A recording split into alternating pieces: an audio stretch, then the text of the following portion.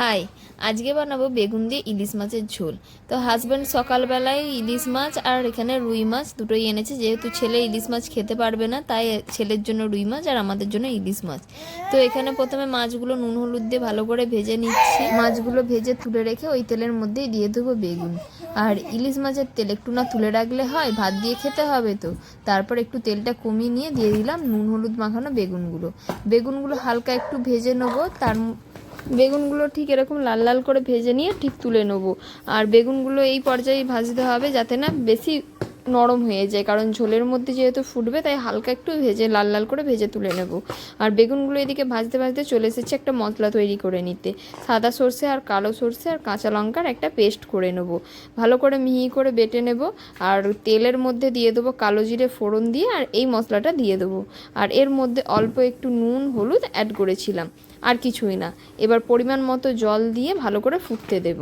জলটা তোমরা তোমাদের আন্দাজ মতো দিও, যে যেরকম ঝোলটা রাখতে চাও সেই মতো দিও।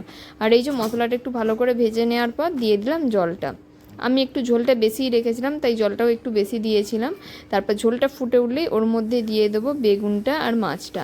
বেগুন আর মাছ দিয়ে একটু ভালো করে ফুটিয়ে নিয়ে দুটো কাঁচা লঙ্কাগুলো দিয়ে একটু ফুটিয়ে নামিয়ে নেব।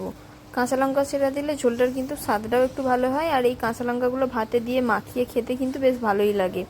তো এই যে দেখো, বেগুন আর মাছটা দিয়ে দিলাম, দিয়ে একটু ফুটতে দিলাম, দিয়ে তারপর নামিয়ে নেব।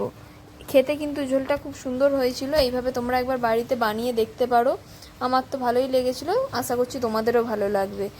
গরম গরম ভাত, তার সাথে এই যে ইলিশ মাছ দিয়ে বেগুন দিয়ে ঝোল। কার কার এরকম ইলিশ মাছের ঝোল খেতে ভালো লাগে কমেন্টে কিন্তু জানিও। আর ইলিশ মাছের কিন্তু আরও অন্যান্য রেসিপি হয়, তোমাদের কোনটা সবথেকে ভালো লাগে কমেন্টে কিন্তু জানিয়ে যাও। এই যে দেখো, আমার ঝোল কিন্তু রেডি। আর এই যে গরম ভাতের সঙ্গে পরিবেশনও করে দিয়েছি ইলিশ মাছ দিয়ে বেগুন দিয়ে ঝোল। তো আজকের ভিডিওটা এই পর্যন্তই। কেমন লাগলো কমেন্টে জানিও, ভালো লাগলে একটা লাইক করে শেয়ার করে দিও।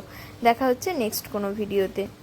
পাশে যেহেতু ছেলে খেলছিল আর আমি ভয়েস ওভার দিচ্ছিলাম, তাই অনেক সাউন্ড অ্যাড হয়ে গেছে এক্সট্রা। প্লিজ কিছু মনে করো না, সাউন্ডগুলো ইগনোর করো।